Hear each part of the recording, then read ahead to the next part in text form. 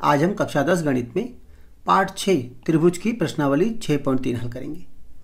इसका पहला प्रश्न है, बताइए कि आकृति में दिए त्रिभुजों में युग्मों में से कौन कौन से युग्म समरूप हैं। उस समरूपता कसौटी को लिखिए जिसका प्रयोग आपने अपने उत्तर देने में किया है और साथ ही समरूप त्रिभुजों को सांकेतिक रूप में व्यक्त कीजिए। देखो, कुल मिला के 3 समरूपता कसौटियाँ हैं। पहली है एस एस एस, मतलब भुजा भुजा भुजा। यदि एक त्रिभुज की तीनों भुजाएं दूसरे त्रिभुज के तीनों भुजाओं से समानुपाती हों, मतलब जो अनुपात पहली 2 भुजा का है वही दूसरी 2 भुजा का है, वही तीसरी 2 भुजा का है, तो वो आपस में समरूप होती हैं। दूसरा है ए, मतलब अगर तीनों कोण त्रिभुज के दूसरे वाले त्रिभुज के तीनों कोणों के बराबर हैं तो वो समरूप है। इसे हम ए भी लिख देते हैं। अगर 2 कोण बराबर, तीसरा अपने आप ही बराबर होगा क्योंकि तीनों का योग तो 180 होता है। और तीसरा है, अगर 2 भुजाओं का अनुपात बराबर हो और साथ में उनके बीच वाला कोण बराबर हो तब भी ये समरूप है। तो इन तीनों में से किसी एक कसौटी का प्रयोग करेंगे हम। अब आते हैं हम इसके पहले भाग पे। देखो, पहले भाग में यहाँ 60 का कोण है, यहाँ भी देखो 60 का कोण है, यहाँ 80 कोण है, यहाँ भी 80 है, यहाँ 40, यहाँ 40। देखो तीनों कोण बराबर है ना। ए समरूपता कसौटी से त्रिभुज, अब कौन कौन से त्रिभुज समरूप हैं।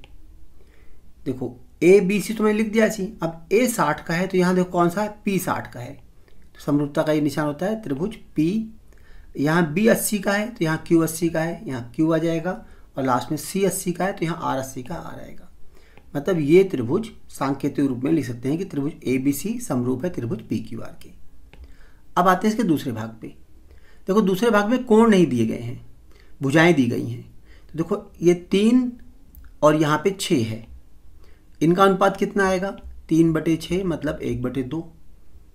यहाँ देखो 2.5 है और यहाँ पे देखो 5 है, तो 2.5 बटे में 5, तो इनका अनुपात कितना आएगा, ये हटा दो इसको, तो 50 हो गया, 25 दूनी 50 यानी 1/2 आ गया। और तीसरा देखो ये 2 है और ये 4 है, तो 2/4 कितना होता है, 1/2। अर्थात कि ए बी, अब यहाँ देखो अनुपात लिख सकते हैं भुजाओं का नाम कि ए बी बटे में, देखो 2/4 क्या था, क्यू आर बराबर 1/2 आ गया हमारे पास। दूसरी भुजा थी इसकी ए सी बटे में, ए सी 3/6 लिया था हमने ये वाला पी क्यू बराबर 1/2, और तीसरा लिया था हमने बी सी बटे में पी आर, ये भी 1/2 आया। अब तीनों भुजाओं का अनुपात बराबर आ रहे हैं ना, तीनों भुजाओं का यानी एस एस एस समरूपता कसौटी से त्रिभुज समरूप हो गई। अब कौन कौन से त्रिभुज समरूप है उनका नाम लिखते हैं हम। देखो पहले त्रिभुज का नाम ऐसे लिख लेते हैं हम, ए बी सी समरूप है त्रिभुज। अब यहाँ ये देखना है तुम्हें कि ए बी, देखो ए बी किसके समरूप था, क्यू आर के, यानी ए बी का अनुपात क्यू आर से बराबर है। और बी सी का किससे है, बी सी का अनुपात पी आर से है। देखो यहाँ बी कॉमन आया ना ए बी और बी सी में, तो यहाँ देखो आर कॉमन आया है, तो जहाँ बी आएगा वहाँ आर आएगा।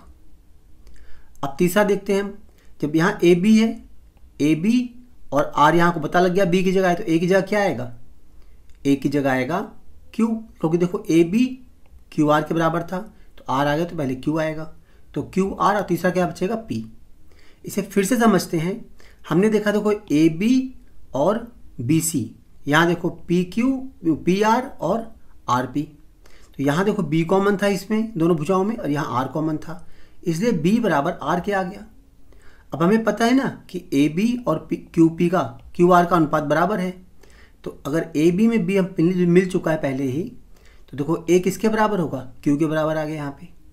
तो अगर हम 2 भुजाएं निकाल चुके हैं, 2 बिंदु मतलब 2 इसके शीर्ष निकाल चुके हैं, तीसरा शीर्ष देखो सी था यहाँ पे, तीसरे शीर्ष बचा हुआ शीर्ष पी आ जाएगा।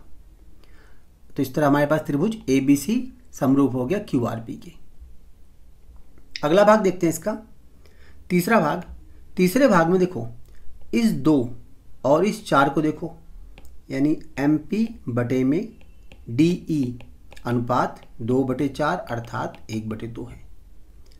अब देखो यहाँ पे 3 और ये 6 है, एल एम यानी एल पी अनुपात डी एफ बराबर 3/6 अर्थात ये भी 1/2 है।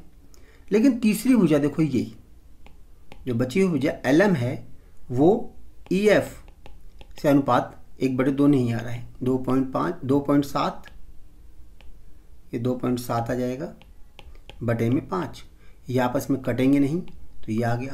तो देखो तीनों भुजाओं का अनुपात बराबर नहीं है ना, अर्थात ये दोनों त्रिभुज सर्वांग नहीं है। अगला देखते हैं हम।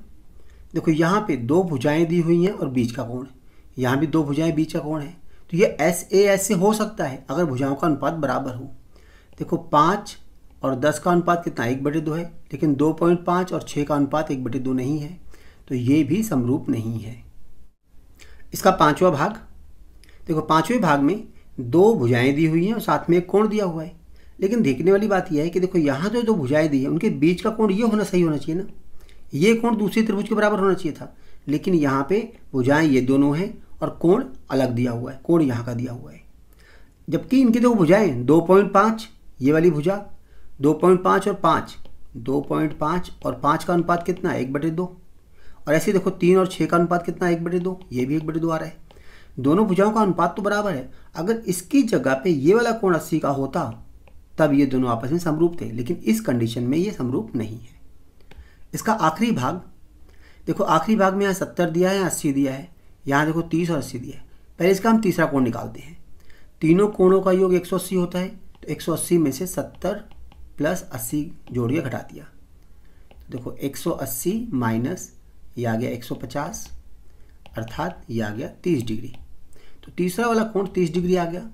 अब दूसरे में निकालते हैं, देखो इस वाले में, इसमें 180 माइनस 80 प्लस 30, तो 180 माइनस 110, तो ये आ जाएगा 70 डिग्री। तो तीसरा वाला कोण आ गया 70 डिग्री। अब दोनों त्रिभुजों के कोण देखो तुम इसके, 70 80 30, 70 80 30, अर्थात दोनों त्रिभुज सर्वांग सम है। और कौन कौन से त्रिभुज सर्वांग सम है? त्रिभुज DEF सर्वांग सम नहीं, समरूप हैं त्रिभुज। अब किसके समरूप हैं? देखो D 70 का है तो यहाँ P 70 का है, E 80 का है तो यहाँ पे देखो Q 80 का है, तो PQ R के। और कौन सा यहाँ सर्वांग सम नियम समरूप नियम लगा है हमारे पास? A A A A A A।